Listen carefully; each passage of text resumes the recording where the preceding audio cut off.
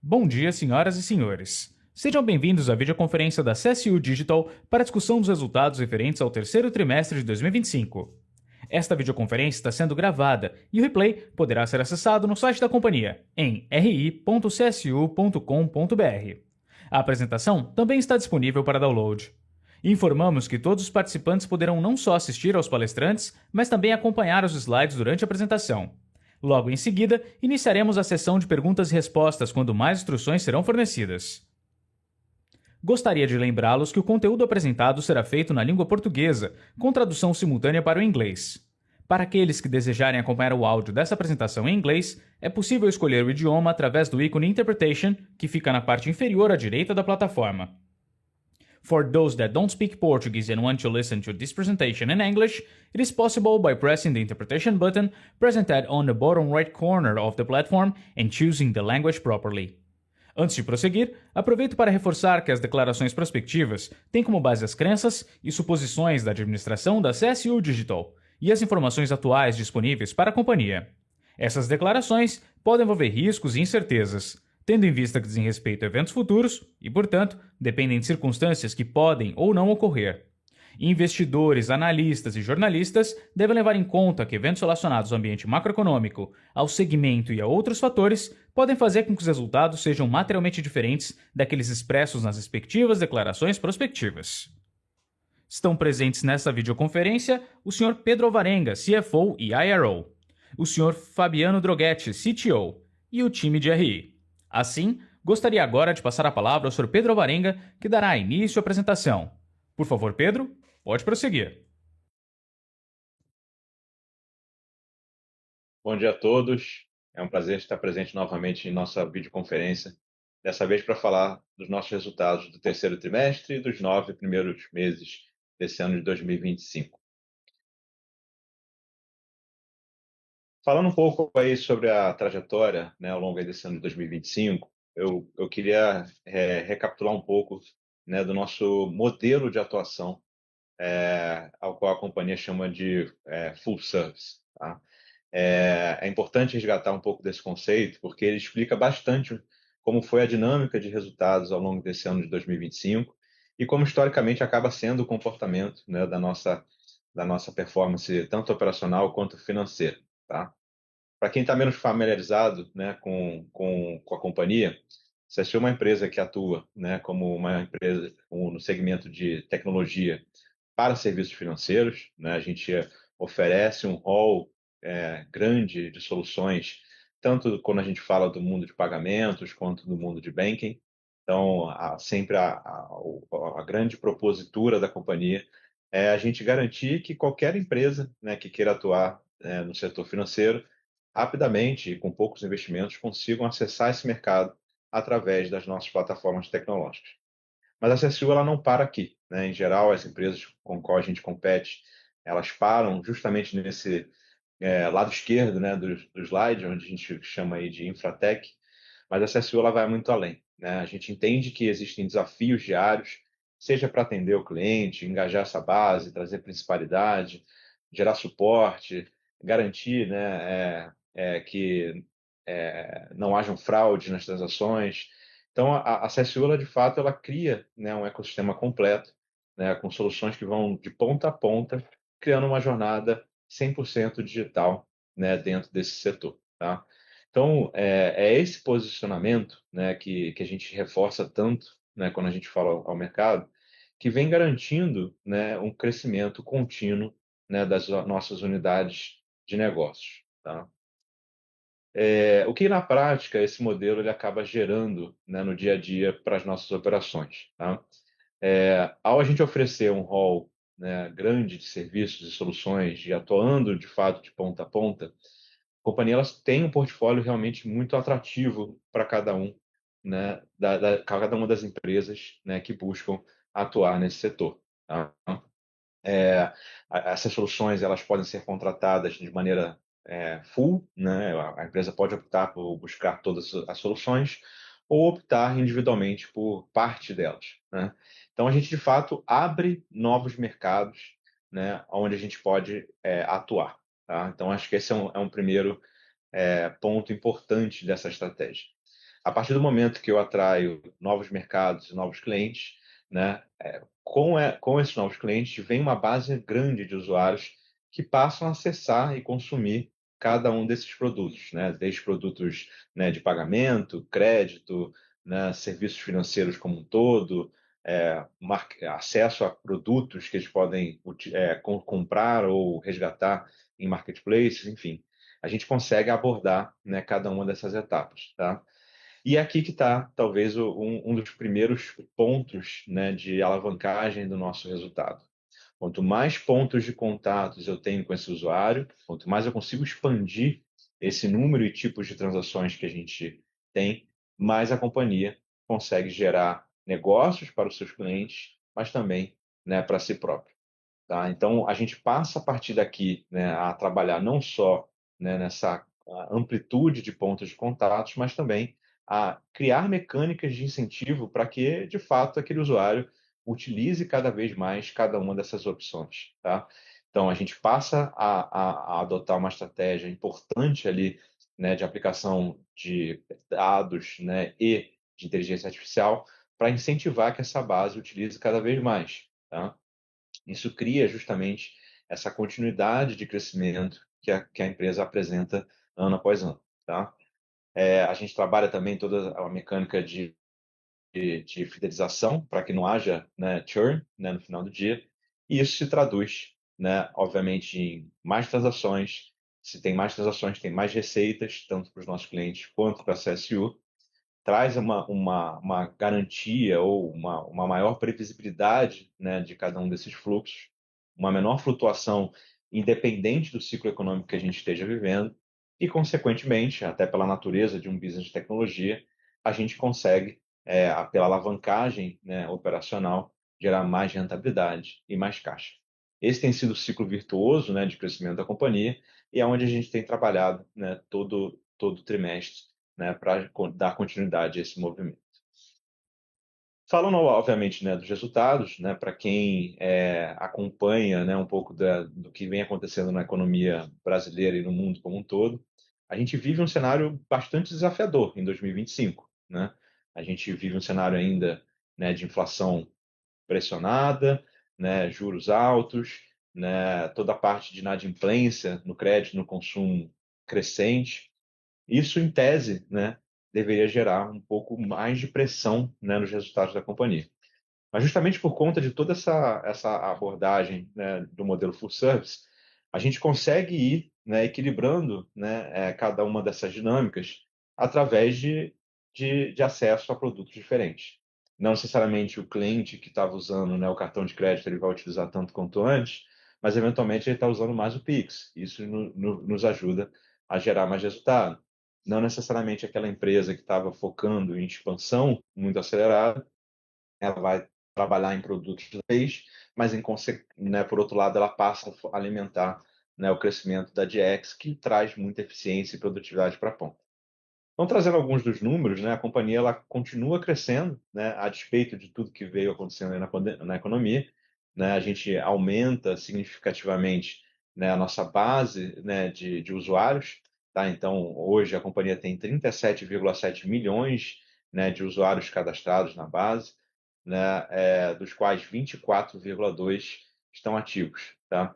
Então, é um número 11%, né, superior ao mesmo período do ano passado, o que nos leva a uma taxa de ativação de 64%, número muito acima da média de mercado, que roda ali entre 40% a 42% historicamente. Tá? Então, como eu falei, né, a gente consegue crescer a base, atrair novos clientes e expandir a nossa base, né, no dia a dia por conta, né, de não só da evolução dos negócios dos nossos clientes, mas também desse fortalecimento das iniciativas de ativação. Pelo aspecto de transações, né, a gente vem crescendo num ritmo constante ao longo dos últimos anos, estamos falando de uma média de 16% ao ano. Né, nesse último trimestre, nesse acumulado de 2025, uma expansão um pouco menos acelerada, estamos falando em torno de 2%.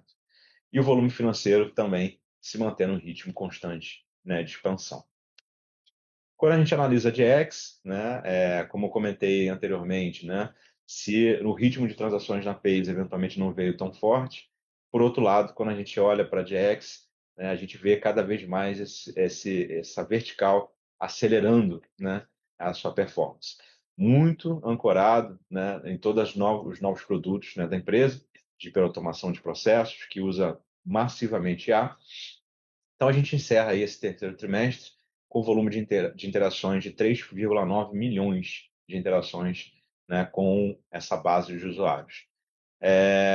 Esse número ele é mais de 20% superior ao igual período do ano passado. Então, mostra justamente a força, né, que essa vertical ganha a partir das novos produtos, soluções e funcionalidades.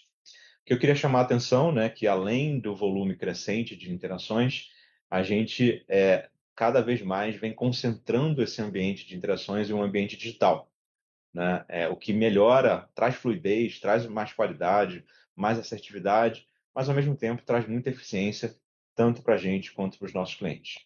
Então a gente encerra esse terceiro trimestre com 74% das interações sendo gerenciadas através de mecânicas digitais. Como eu comentei antes, né, a gente tem tido um êxito comercial muito importante na frente da CSUDX nos últimos anos. Então, quando a gente fala aí de novos contratos, novos clientes, a gente chega, né, ao final aqui desse terceiro trimestre com nove contratos novos, né, na CSUDX. Estamos falando de 7 implantados e só especificamente nesse TRI são 2 novos clientes, né, que celebraram acordos com a gente. E aqui são 2 clientes totalmente novos para a CSU. Isso que eu queria chamar também a atenção, né? O Haas, ele tem trazido uma dinâmica de acessar novos mercados, novas indústrias, que até então a gente não acessava, né? A CSU tem um histórico muito forte quando a gente fala de bancos, instituições financeiras, seguradoras, varejo. A gente aqui vem conseguindo ampliar muito essa dinâmica a partir do Haas. Então a gente hoje tem empresas, né, assim como, né, esse segmento que eu comentei antes, mas também telecom, AdTech, empresas de benefícios. Então, a gente vem conseguindo trazer mais pluralidade, né, de acesso a múltiplas indústrias por conta do Haas. Que foi o caso aqui, tá? Esses 2 contratos, um deles tem a ver com uma empresa de setor, né, de benefícios, e a outra tem a ver com pagamentos dentro do ambiente de transporte. Justamente, né, como eu comentei, por essa dinâmica, né, de ciclo virtuoso de crescimento, por conta, né, desses múltiplos produtos, a empresa ela vem acelerando o seu ritmo de crescimento. Tá? A gente fecha esses 9 primeiros meses com um ritmo de crescimento de 9%, né, da nossa receita consolidada, muito fortalecida aí pelo crescimento da DX, né, que eu vinha comentando antes. Se historicamente a pace ela é um reloginho, né, ela cresce num ritmo quase constante, que oscila ali, né, de 5 a 15% ao ano, dependendo da série histórica que você analisa, né, a DX ela passou por um ciclo importante de transformação, né, e desde do lançamento do Haas, o ritmo de expansão dela cresce, se acentua, né, bastante. Então, a gente encerra esses 9 primeiros meses na DX com quase 171 milhões de receita, número 17% superior ao ano passado. A Page, né, um crescimento ali, como eu falei, dentro daquele range, né, que é o padrão desse segmento. Então, a gente cresce em torno de 5%, trazendo a média para os 9% que eu tinha comentado originalmente. Tá? O que eu queria ainda reforçar, né, nesse slide é que muito dessa expansão ela ainda será fortalecida, né, por conta de novos contratos que vêm sendo assinados pela empresa. Né? Na Pace, especificamente nesse trimestre, a gente assinou 6 novos contratos que vão beneficiar só a partir, né, o nosso resultado a partir do quarto trimestre. E quando a gente fala da GX, né, muitos dos contratos assinados foram recém-implantados e os outros últimos 2, né, que a gente assinou, ainda sequer foram implantados. Então, a gente tem bastante a explorar, né, dessas avenidas de crescimento que foram sendo construídas ao longo desse ano. A beleza do nosso modelo de negócios é que, por a gente utilizar, né, a tecnologia não como um apoio, mas como core, né, a gente tem uma capacidade de ir escalando, né, cada uma das linhas de receita ao longo do tempo e indo ganhando produtividade e eficiência conforme elas vão evoluindo e amadurecendo né, cada uma das contratações e produtos que a gente tem aqui conosco. Quando a gente fala aí, então, de um crescimento, né, de 4, 5%, que já chegou a 9% nesse último ano, né, da receita, quando a gente olha para lucro bruto, o ritmo de crescimento ele é bem superior. Então, estamos falando aí de mais de 12% de crescimento em ritmo histórico. Tá?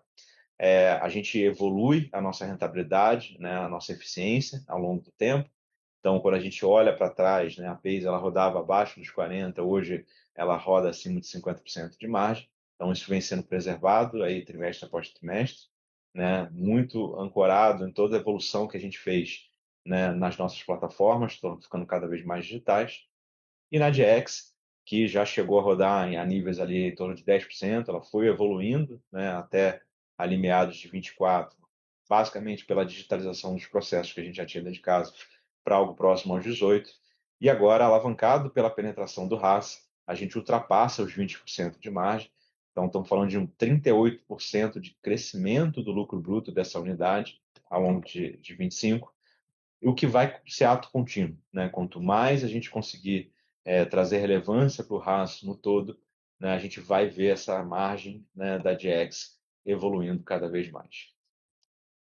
Esse indicador ele é extremamente importante, não à toa a gente repete ele aqui nesse slide, porque quanto mais consistente for a performance do nosso lucro operacional, né, vamos chamar assim, mais eu passo a ter capacidade de investir em novas iniciativas. Né? O Fabiano vai comentar daqui a pouquinho de algumas delas, né, as principais, né, que a gente tem dedicado muito tempo, esforço e investimento, né?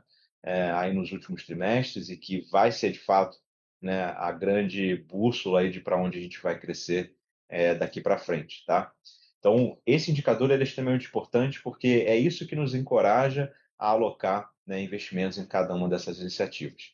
Como vocês podem reparar, né, a companhia ela vem sendo bastante disciplinada, né, nesse quesito de pegar esse excedente, o quanto a gente vem gerando mais, né, de resultado, né, na margem operacional, para alocar em investimentos nessas frentes que vão passar desde a contratação, né, de engenheiros de dados, pessoas especializadas em inteligência artificial, no fortalecimento das nossas áreas de compliance, cibersegurança, né, na construção de times comerciais mais robustos, na construção de times, né, para ancorar a nossa operação internacional, né, na busca de parceiros, né, e que nos auxiliem nessa caminhada, seja pelo aspecto de tecnologia, segurança, né, acesso ao mercado. Então, isso tudo vem sendo, né, gradativamente, né, alocado, né, esse capital nessas iniciativas, e isso resulta, obviamente, nessa manutenção, né, dos ritmos do EBITDA,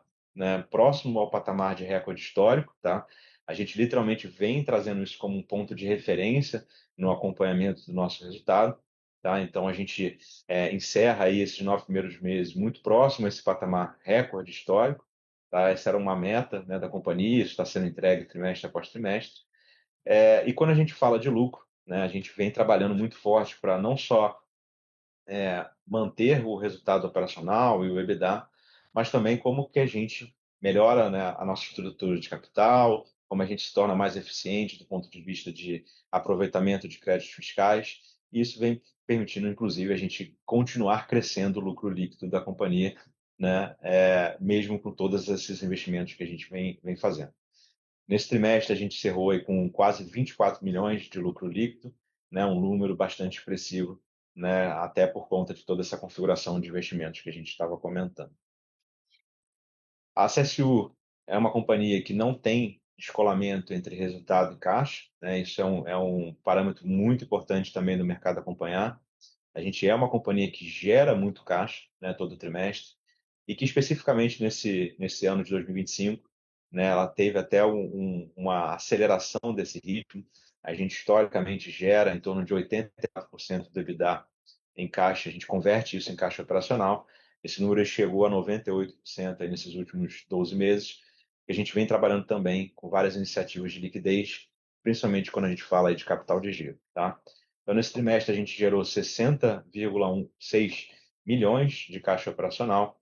E isso, no final do dia, é o que mais importa, né, dentro do mundo do ambiente de de gestão financeira, né, de uma companhia, né? Não adianta se às vezes gerar lucro, mas aquilo não vira caixa, né? Então, em algum momento, isso vira, né, algum desafio aí para a empresa. Então, a gente vem equalizando bem essa situação, que permite que hoje a gente esteja, né, até invertido, a companhia ela é caixa líquida, né? A gente não tem dívida, né, onerosa contratada na empresa, e isso vem fazendo com que a gente continue investindo cada vez mais.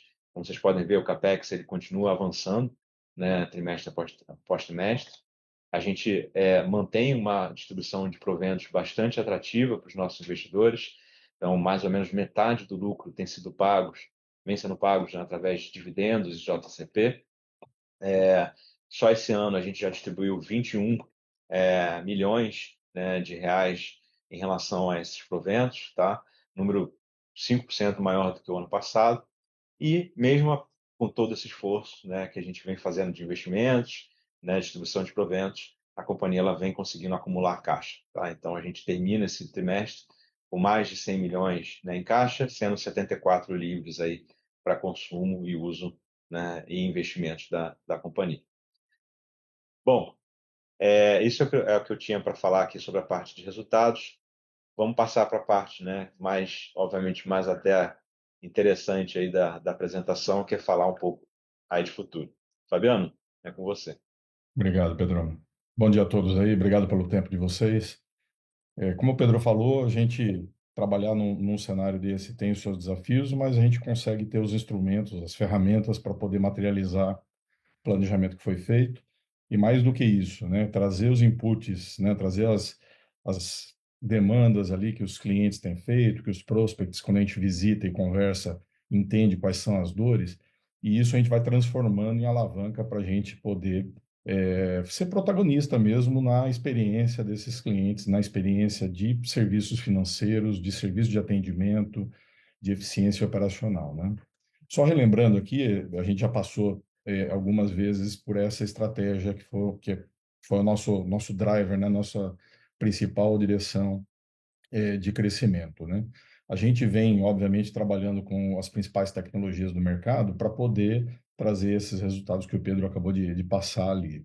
Então, quando a gente fala de pagamentos, né, a nossa trilha mais importante ali, historicamente mais relevante na nossa companhia, a IA ela vem trazendo para a gente possibilidades de incrementar experiência do cliente, deixar essa experiência mais fluida, trazer mais principalidade no uso dos meios de pagamento, no uso dos serviços dos nossos clientes baseado na tecnologia que a gente tem proposto. Por outro lado, né, olhar para a automação ali, ó, a última bolinha de baixo ali, quando a gente traz eficiência, quando a gente traz qualidade nesse atendimento, profissionalismo, qualidade e uma experiência melhor no sentido de que o cliente final seja atendido muito rapidamente, em qualquer que seja a sua demanda, e que os problemas, as situações do dia a dia sejam resolvidas de maneira bastante pronta e eficiente. E no meio do caminho, a gente ainda cria uma outra alavanca para ajudar, não só na entrada de novas contas, né, de novos clientes, mas também para complementar os serviços, né, que quando a gente fala de embedded finance, a gente já traz ali uma solução bastante bem integrada já com as outras frentes, de maneira que quando um cliente tem qualquer tipo de necessidade, a gente acaba podendo trazer para eles ali uma boa oferta e uma experiência de uso muito, muito boa também. E, obviamente, com tudo isso, a gente abriu aqui essa possibilidade de atuar em outras geografias, né? Eu estou agora aqui em Miami justamente apoiando aqui nessa demanda, né, de começar esse trabalho de forma bastante pronta e a gente vai mostrar daqui a pouquinho as evoluções em relação à agenda de internacionalização. Podemos passar. Do ponto de vista comercial, o Pedro comentou rapidamente ali sobre o investimento que a gente tem feito para essa abertura de novas frentes de crescimento, né? Algumas delas já começaram a trazer frutos, outras estão no caminho de, né?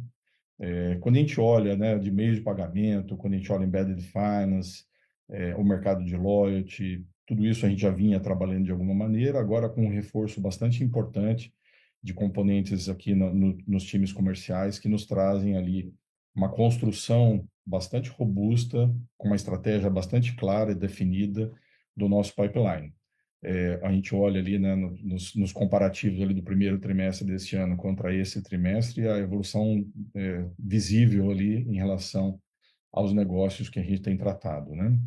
É claro que a gente tem um ciclo de vendas aqui que ele é razoavelmente longo, ele parte ali de um convencimento, né, do mercado, mas isso começa a trazer frutos muito em breve, mais robustos ali, principalmente na PACE, né, quando a gente olha para a PACE.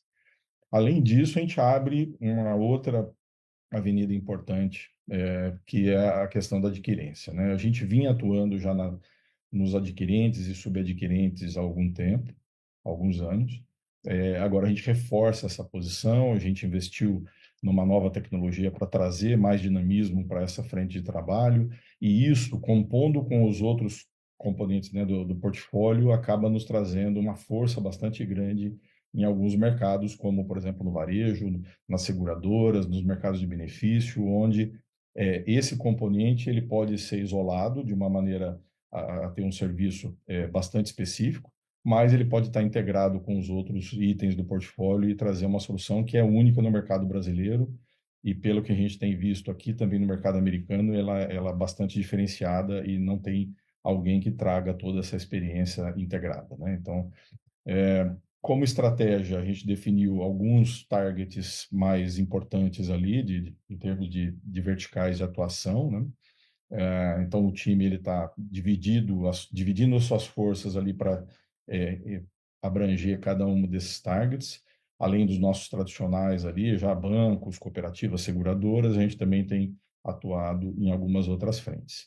E aí a gente começa a perceber demandas de portfólio que a gente não percebia antes, né?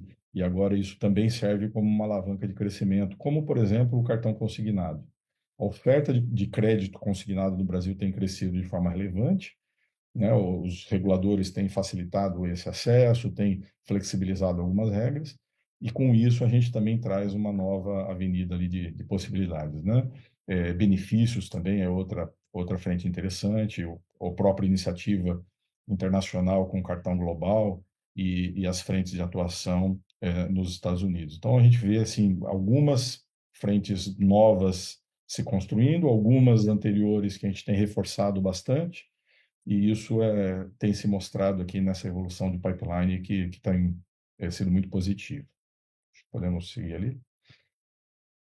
Falando do nosso assunto favorito, né, no meio de tecnologia, todo mundo só tem esse tema para dizer, né, e eu acho que ele é relevante demais, não à toa, é uma grande revolução que tem acontecido.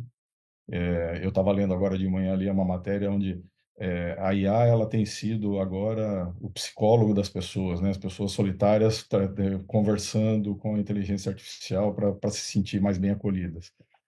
A gente aqui tem um uso mais prático para isso, né? De trazer a IA, as ferramentas, né, disponíveis de IA, para atacar duas frentes ali, a frente de experiência do cliente e a frente de automação, de segurança, de eficiência. Então, essas duas frentes de trabalho que a gente tem focado. Quando a gente fala de atuação com os clientes, a gente investiu bastante e operacionalmente já com resultados interessantes lá na ativação de clientes. Então, a gente tem, o Pedro mostrou ali, a gente tem uma taxa de ativação bastante melhor do que no mercado, e isso não é à toa. E a gente tem fortalecido essa frente de trabalho para poder trazer mais ativação, ou seja, que os produtos dos nossos clientes sejam mais relevantes na carteira dos portadores, né? Dentro da utilização diária.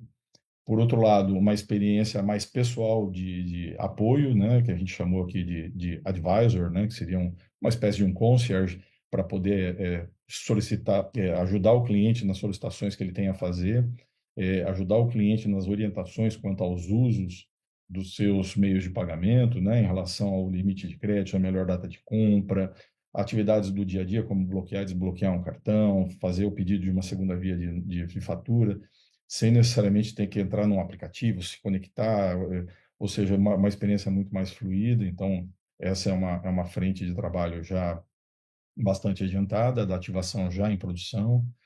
quando a gente fala, né, de essa questão de autorizar de forma inteligente, né, as transações, muitas vezes o cliente é um cliente bom pagador, tem histórico de relacionamento muito grande com o emissor daquele cartão, daquele meio de pagamento, seja ele qual for.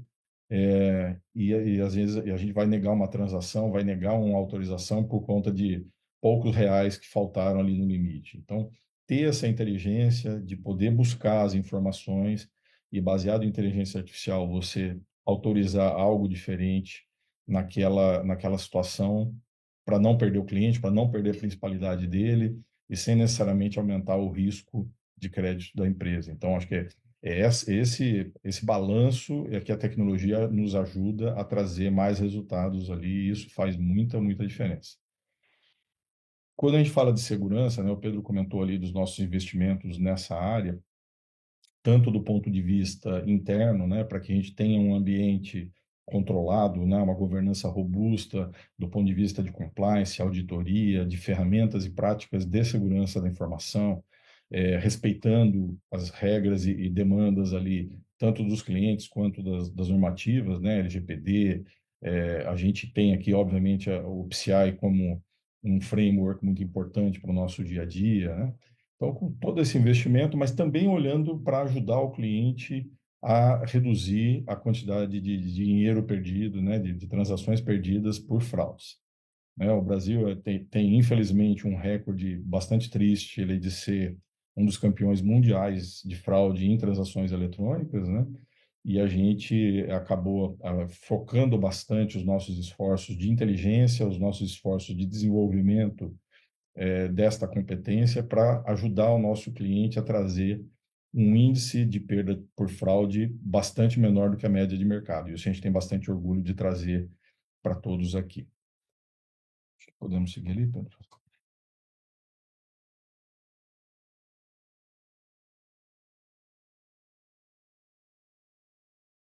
Quando a gente olha, falando de IPs, aqui é um resumo, né, de tudo que a gente tem feito aqui nesse último trimestre. Quando a gente olha para a DX, o Pedro comentou já desse crescimento bastante avançado, importante, o que nos traz a oportunidade de testar novos casos, né, de implementar novos casos de uso para o RAS. Então, essa plataforma é uma plataforma multissetor, né, multiprocessos, e ela nos permite trazer para o cliente benefícios bastante interessantes, né? Os números aqui são números reais de medição de processos implementados em produção, né? Esses que estão aqui na base do slide. Mas o que a gente tem visto na prática é muito mais do que simplesmente os resultados, né? Os números que eles trazem, né? Mas um resultado intangível que muitas vezes é a qualidade percebida pelo cliente final, é a qualidade que ele vê na solução de um problema que ele tinha, numa contestação de uma despesa que ele fez, ou de um erro que ele vinha recebendo ali nas transações que ele procurava fazer com aquele meio de pagamento, ou dentro de uma troca de pontos lá no nosso marketplace de lote, ou seja, qual for a situação, o RAS ele tem contribuído, então, para melhorar a experiência final. E eu acho que isso é o que traz para a gente mais visibilidade de ter investido bem e continuar investindo nessa plataforma. Daqui a pouco a gente vai falar um pouquinho dos passos que a gente tem seguido, né? Mas, de certo, a gente já traz ali uma visão em setores diferentes, com casos bastante concretos, com esses benefícios. A gente vinha discutindo com o cliente esses dias ali o potencial de benefício que ele teria no índice de reclamação lá do Reclame Aqui, que muitas empresas acabam tendo isso como um parâmetro importante. Outros, olhando lá no Banco Central, o índice de reclamações que ele recebe dos clientes lá no Banco Central, que também é uma métrica super importante. E aí o tipo, a velocidade de solução que a gente consegue trazer aplicando o RAS traz um benefício indireto ali, além dos benefícios óbvios e concretos aqui, que quando a gente fala de reduzir 80% no tempo de uma demanda, né, do tratamento de uma demanda, isso se traduz de alguma forma na experiência do cliente final, na principalidade do uso dos cartões e no aumento da ativação também. Então, tudo isso é uma cadeia, né, que faz muito sentido. E a gente quer estar sempre aqui na crista da onda, né, protagonizando essa transformação dentro dos clientes, né? Muito se falou da transformação digital, agora basicamente as interações são digitais de forma geral. Agora a gente tem que tornar essas transações, essas interações digitais ainda mais eficientes, ainda melhores. E para isso a gente vai estar sempre na ponta da tecnologia, buscando aquilo que há de mais interessante para poder prestar esse tipo de serviço. Pode passar. Falando dessa evolução, né, a gente começou ali com uma estratégia de ter uma plataforma de automação, né, um ferramental para nos ajudar a automatizar processos internos nossos, assim que a gente começou, usando tecnologias já bastante bem estabelecidas no mercado, né, estruturada em BPM, Business Process Management, e em RPAs, né, ferramentas de robôs de automação. Depois a gente veio evoluindo isso usando machine learning, são já técnicas de IA para poder nos ajudar a incrementar esses processos, né, incrementar as interações, tirar interações de seres humanos e passar isso de forma a automatizar cada vez mais o processo. A gente está agora, nesse momento, escalando, né, a tecnologia de IA generativa para interagir com o operador, para interagir com o cliente final já, em algumas situações, de maneira que o processo fique ainda mais automatizado, a gente ganhe mais fluidez, ganhe mais qualidade ali nessas implementações. E a próxima etapa, ou aquilo que a gente vem estudando e vem trabalhando em entender a tecnologia e o uso dessa tecnologia aplicada para os nossos clientes, quando a gente começa a criar agentes especializados de IA para atender determinadas situações. Então, eu tenho um agente sendo testado para fazer identificação positiva de cliente, né? Eu tenho um agente especializado para fazer a contestação, a coleta das informações para uma contestação de uma despesa e assim por diante. Então, eu começo a especializar a tecnologia em determinadas atividades, de maneira que eu aumento ainda mais a automação, eu aumento ainda mais a qualidade, a margem de erro cai de forma ainda incremental ali, de maneira que a gente traga, né, a tecnologia mais recente disponível no mercado para trazer benefício para o cliente. E expandindo as possibilidades. Agora, eu não só automatizo um processo, né? Eu não só torno aquele processo mais fluido e com uma margem de erro menor, mas eu também começo a trazer insights, eu começo a trazer ideias dentro da execução daquele processo, né? De maneira que eu possa reduzir, por exemplo, o churn de cliente, ou que eu possa aumentar a venda de produtos complementares, né, de uma determinada oferta, de maneira que eu possa entender que o desempenho de um produto poderia ser melhor, porque eu tenho recebido muitas reclamações de uma determinada feature ou de uma forma de utilizar, e, portanto, eu trago isso para o nosso cliente, para ele rever, né, a sua política de produto. Ou seja, aí você tem ali uma possibilidade muito ampla, que não é simplesmente de automatizar um processo, mas também de trazer incrementos na experiência, nas vendas, na eficiência daquele produto, né?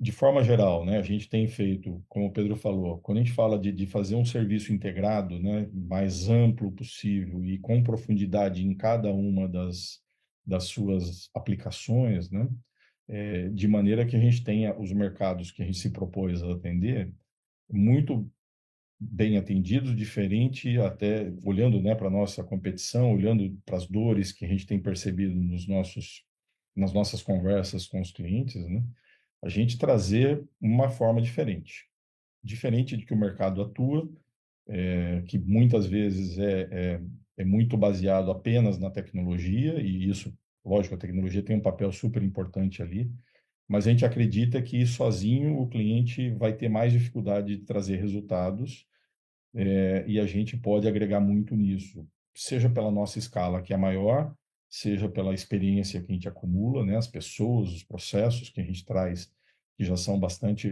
bem testados, e quando a gente se propõe a usar uma nova tecnologia, que essa nova tecnologia cumpra com o seu papel, respeitando segurança, respeitando confidencialidade, respeitando todo esse ecossistema que a gente já tem trabalhado aqui. Uma coisa que me chama a atenção e é bastante curioso, né? A gente talvez não tenha essa visão tanto no nosso dia a dia no Brasil, mas a questão de integração sistêmica, né? Muito se fala de APIs, APIs para cá, APIs para lá, que isso facilita as integrações entre sistemas e, de fato, elas têm esse objetivo, né?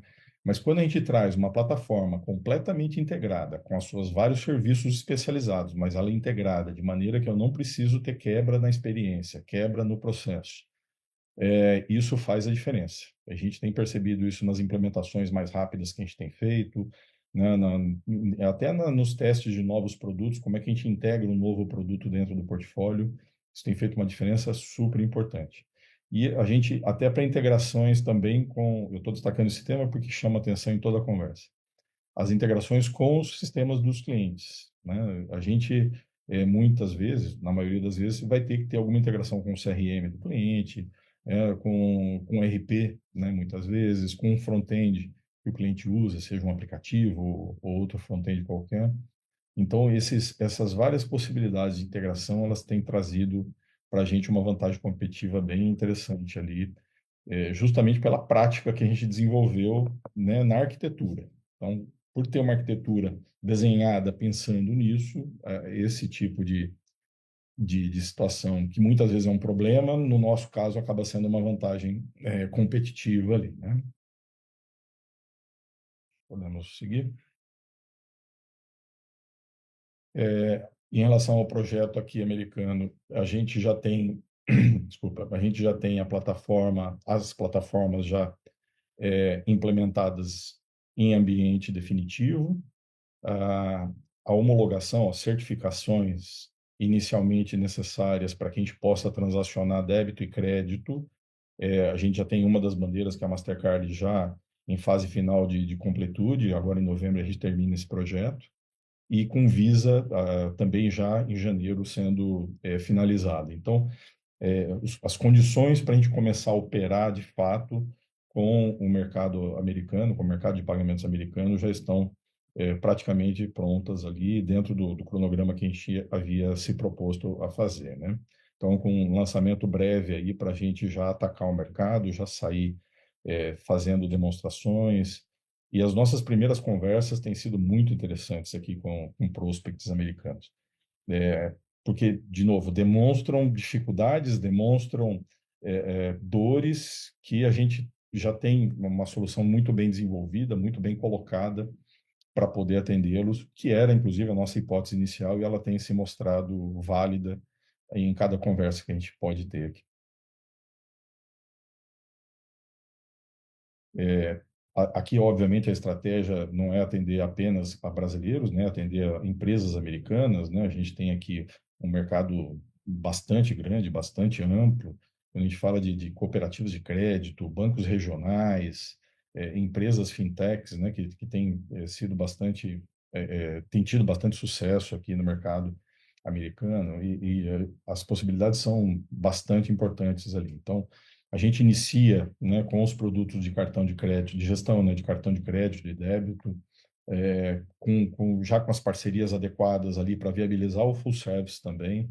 Então, se o cliente precisa emitir um cartão físico, a gente já tem a parceria estabelecida para que aquele cartão seja embolsado e entregue, né, o pagamento daquela fatura seja processado. Então, toda a experiência que a gente tem no Brasil, a gente quer trazer para o cliente aqui dos Estados Unidos. Então, a gente também vai atender naturalmente clientes brasileiros que queiram ter o seu cartão americano, né?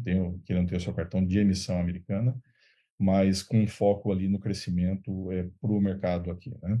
E aí a gente vê alguns itens da nossa hipótese inicial sendo provadas também, né?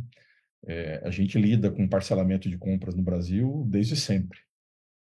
E isso é razoavelmente novo aqui no Brasil. Eu estava conversando ontem com uma pessoa aqui dos Estados Unidos e ela estava dizendo que, porra, bacana essa conversa de poder parcelar uma compra, que é razoavelmente novo para a realidade do varejo aqui, né? E para a gente isso é algo absolutamente corrente, né? E totalmente normal no dia a dia, né? Então, falar de fazer um over limit, por exemplo, né? De ter um limite um certo limite adicional ali, já pré-aprovado para o cliente, caso ele tenha uma transação, né, para ser aprovada ali, faltou um pouquinho, ele vai aprovar. Então, certas flexibilidades que não são comuns no mercado americano e que a gente já tem prática no nosso dia a dia lá. E é claro que a gente não pode deixar de falar do básico, né? De abrir uma conta 100% digital, de fazer um saque, de usar uma carteira digital, tudo isso, obviamente, tem que estar presente e a gente está pronto para atender o cliente nesse sentido, né?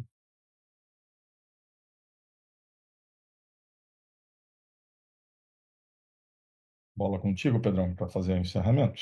Vamos lá.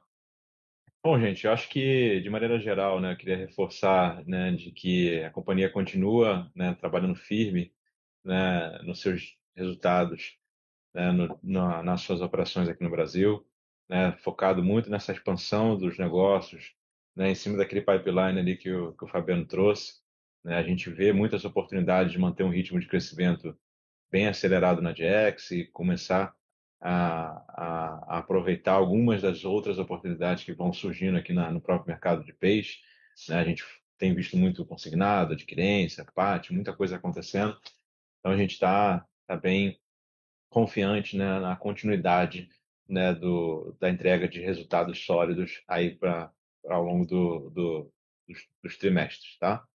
Estamos muito dedicados, né, na construção desse novo ciclo de expansão, né, da companhia, né, com várias novas oportunidades a partir do mercado, né, norte-americano, né, que tanto para soluções para empresas brasileiras quanto para as próprias instituições americanas, a gente entende que o nosso portfólio de produtos ele é muito adequado à nova realidade do mercado, os novos desafios que estão presentes, né, nessa indústria.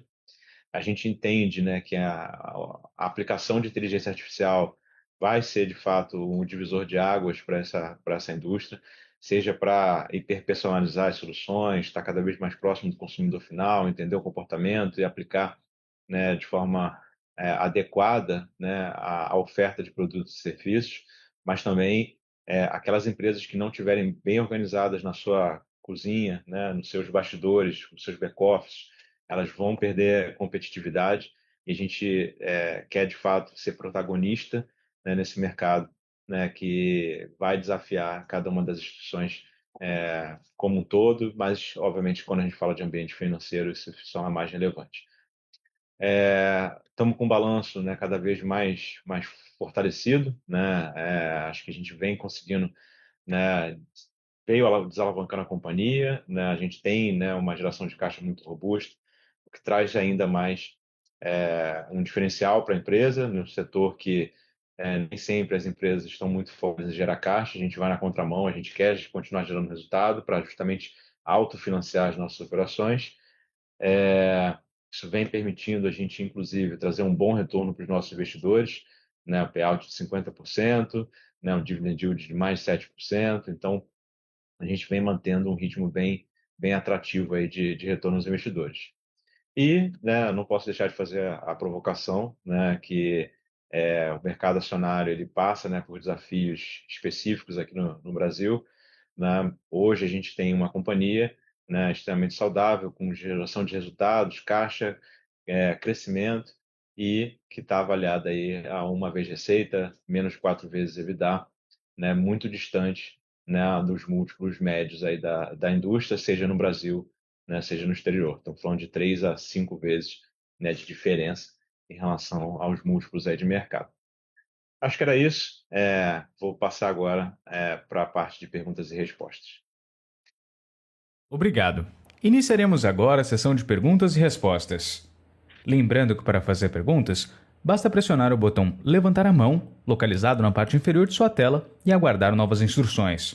Ou, caso deseje enviar a pergunta por escrito, por favor, digite seu nome, companhia e pergunta no campo de Q&A. Aguarde enquanto coletamos as perguntas. Nossa primeira pergunta vem de Alex André. Há expectativa de aceleração das SUPs nos próximos trimestres? O release menciona a renúncia de 4 milhões por trimestre de receita por descontos em renovações. Quando esse efeito se normaliza? Obrigado. Bom dia, André. Alex, Obrigado aí pela pergunta. É, Bom, eu diria que a Acessio Pace, ela quase um reloginho suíço, né? Todo trimestre a gente entrega crescimento, né, de transações, de volume financeiro, né? E isso é uma mensagem muito forte, né, de que o nosso modelo de negócios ele realmente é muito assertivo, né? Eu vou acumulando crescimento em cima de base, né? E quanto mais interações, mais modalidades de produtos eles demandam, isso naturalmente gera mais resultado.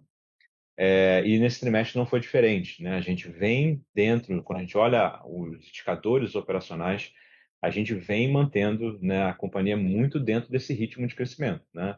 Operacionalmente, a gente cresce de 10 a 20 há bastante tempo, né? E, de novo, nesse trimestre não foi diferente. Então, a gente teve, né, pontualmente nesse trimestre esse efeito, né, de dar mais descontos para renovar contratos. Quem resgatar um pouco da memória, a gente, em 2022, fez um trabalho muito intenso de renovação de todos os contratos da PES, por prazo de 3 a 5 anos, e a gente volta, né, nessa agenda exatamente 3 anos depois a ter essa necessidade de renegociação. A gente renova os votos, literalmente, né, desse relacionamento com os clientes por um longo prazo. A gente é uma companhia que tem, né, contratos com vida muito longa, estamos falando de mais de 11 anos de relacionamento com a média dos nossos clientes. A gente tem clientes que têm 30 anos com a gente. Então, é bem gratificante ver, né, essa continuidade aí dos serviços, mas teve esse desafio, né? Os clientes eles foram muito pressionados, né, por uma economia mais difícil, e a gente, obviamente, como um parceiro estratégico, a gente acaba eventualmente cedendo um desconto, né, para auxiliá-los. Mas a gente entende que essa recuperação é muito rápida, né? O volume ele cresce, né, como eu falei, né, das transações. Cada vez novas transações vão sendo adicionadas. A gente assinou 6 novas modalidades de produtos e contratos aí com alguns desses clientes, como contrapartida, né, obviamente, desses descontos. E tem muita coisa acontecendo em termos de pipeline. Eu diria que muito em breve a gente vai ver, né, a Pace aí performando de novo próximo, tanto receita quanto indicadores operacionais muito próximos um dos outros, tá? Nossa próxima pergunta vem de William Salum, da Terra Asset. Por favor, Sr. Salum, seu microfone já está liberado. Pessoal, tudo bem? Parabéns por mais um resultado expressivo. Eu queria entender um pouco mais da operação nos Estados Unidos. Então, qual que é o nicho específico que vocês querem atuar? Se tem algo mais relevante direcionado a Latam, Miami, algo assim? E quais benchmarks a gente pode acompanhar para se aprofundar no tema? Então, pode ser Payfair, Uzios, tem alguns benchmarks de tamanho similar que seria interessante para a gente acompanhar. Obrigado mais uma vez. Legal. Obrigado Obrigado, aí William, pela pela pergunta. pergunta, Quer que eu pela toque, participação. Pedrão? Por favor. A gente tem olhado, obviamente, para o mercado mais da Flórida, que é onde a gente inicia esse trabalho, mas, óbvio, não tem nenhuma restrição, né, não estamos fechados a isso. Dentro do mercado da Flórida, a gente tem já alguns direcionamentos que nos trazem para as cooperativas de crédito, para os bancos regionais e para as fintechs, né? Acho que são os principais endereços iniciais, além, obviamente, dos bancos brasileiros, que também a gente vai atender, sem dúvida nenhuma, né? Então, acho que a direção é mais ou menos por aí. Eu já comentei ali atrás, o foco inicial é fazer o cartão de crédito, o cartão de débito, a interação toda, né, desde do lançamento do onboarding digital disso até o faturamento final, até a liquidação final da fatura. Então, tem todo esse caminho, né, que a gente está construindo aí com os parceiros que a gente já identificou, seja as bandeiras, os parceiros de embossing e de processamento de back-office aqui. Então, esse é a direção que a gente tem olhado.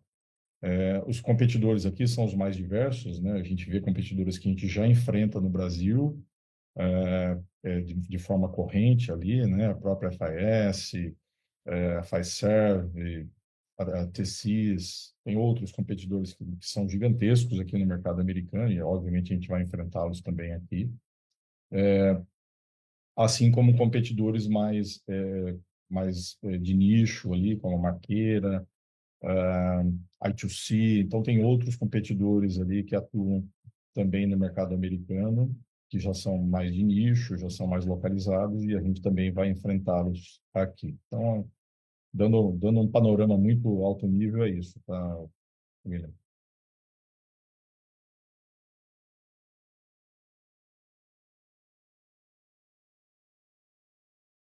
Nossa próxima pergunta vem de Rafael Canuto. Com as mudanças tributárias que teremos em breve, a companhia avalia a distribuição de proventos extraordinários este ano? Obrigado. Vou pegar essa, Fabiano. Rafael, obrigado aí pela pergunta.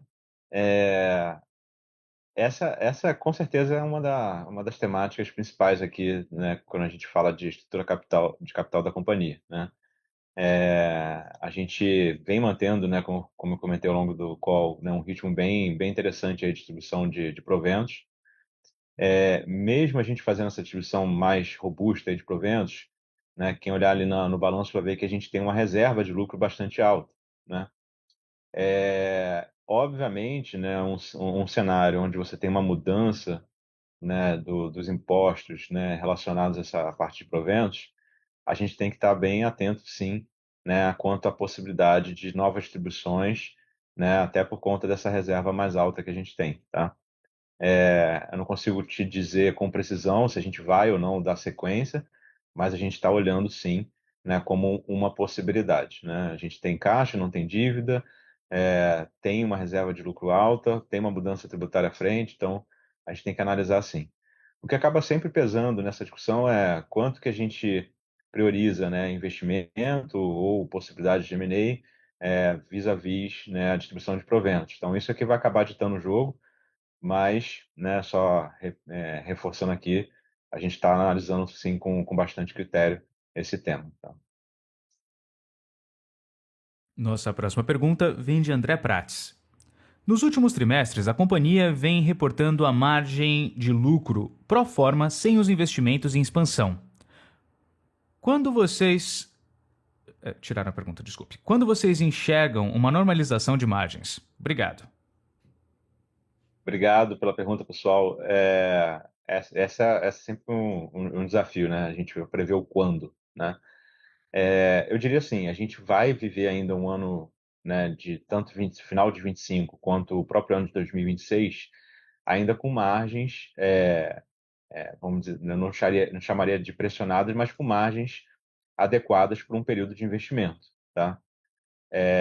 A gente, quando a gente olha, isola, né, os efeitos, né, que é esse exercício que a gente faz, né, todo trimestre ali para mostrar que, né, ato contínuo, o business continua em evolução, né? A Cessio Pays, ela já vem há algum tempo, né, com uma margem mais estabilizada, então eu diria que a gente não vê, né, mudanças de patamares relevantes, tá? Advindos da Pays, eu acho que é mais ato contínuo, né, quando a gente olha principalmente a margem bruta, tá?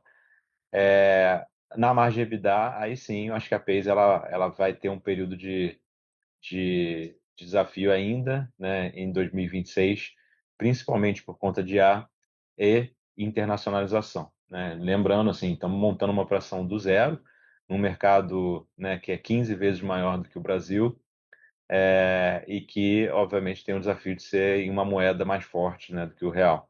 Né? Então, acho que 2026 ela ainda vai estar ali, quando a gente fala de EBITDA, ainda muito equilibrada no sentido de a gente vai estar sempre monitorando nessa relação, né, para não se distanciar muito daquilo que a gente entende que é algo razoável para a geração de caixa da empresa. Tá? A Jax, por outro lado, a gente vai ver o contrário acontecendo. Tá? Essa é a nossa expectativa. O Haas ele tem uma rentabilidade bastante superior, né, aos nossos produtos, né, mais tradicionais, né, da casa. Tanto é que, com apenas 6, 7 contratos implantados, né, a gente já salta, né, 38% do lucro bruto, né, da unidade. Né, e se vocês olharem lá o EBITDA, ele quase triplica, né, nesse intervalo de tempo. Então, quando falar de DX, aí sim, a gente vai ver continuidade, né, dessa expansão. Quanto mais o Haas penetrar na base, mais ele vai elevar essa margem. Da mesma forma, quanto mais tempo né, esses contratos estiverem implantados, mais essa rentabilidade daquele contrato, individualmente falando, vai crescer, né? Tem que sempre lembrar que o IA ele vai ganhando capacidade conforme você vai trazendo mais dados, conforme você vai treinando mais a máquina. Então, cada contrato do RAS ele também vai ganhar rentabilidade, né? Eu diria que o RAS, na sua estabilização, ele vai estar ali entre 35% a 40% de margem. Então, é natural a gente ver, né, evolução acontecendo já em 2026, 2027, 2028, né, para essa unidade de negócios. Então, acho que em resumo, assim, estabilidade, acho que a gente ainda demora um pouquinho, né, para ver, e vai depender muito da velocidade de crescimento, né, dos investimentos que a gente vai fazer, mas a gente vai ver dinâmicas muito diferentes, né, em cada uma das unidades de negócios. Nossa próxima pergunta vem de Lucas Melo. Hoje, a margem contábil está abaixo da margem recorrente por causa dos investimentos em novas frentes.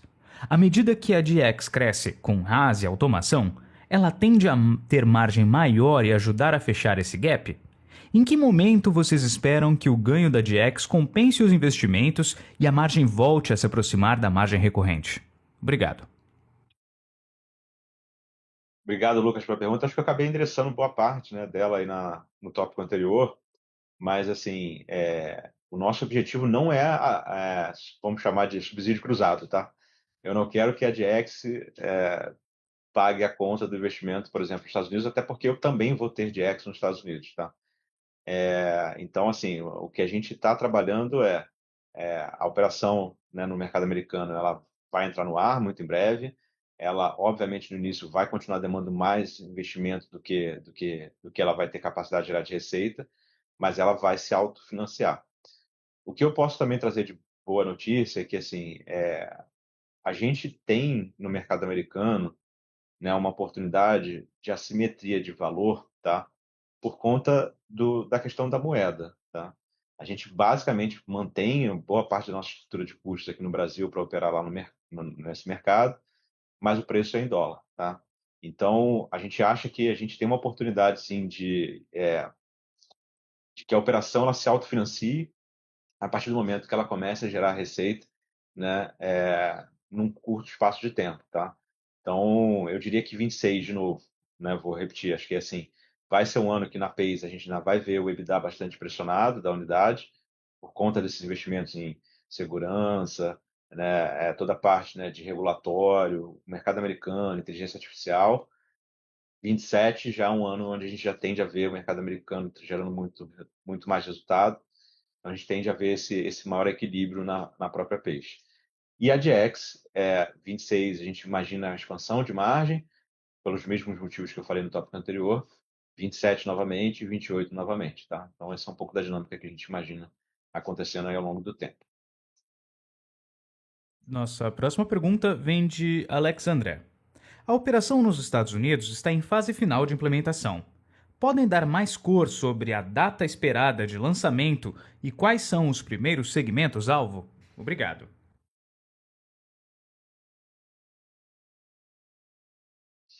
Obrigado, Alex, pela pergunta. Acho que o Acabou Fabiano acabou passando um também pouco, né? interessando bastante lá ao longo da apresentação, mas o que eu diria ela está realmente na fase final, né, para o lançamento.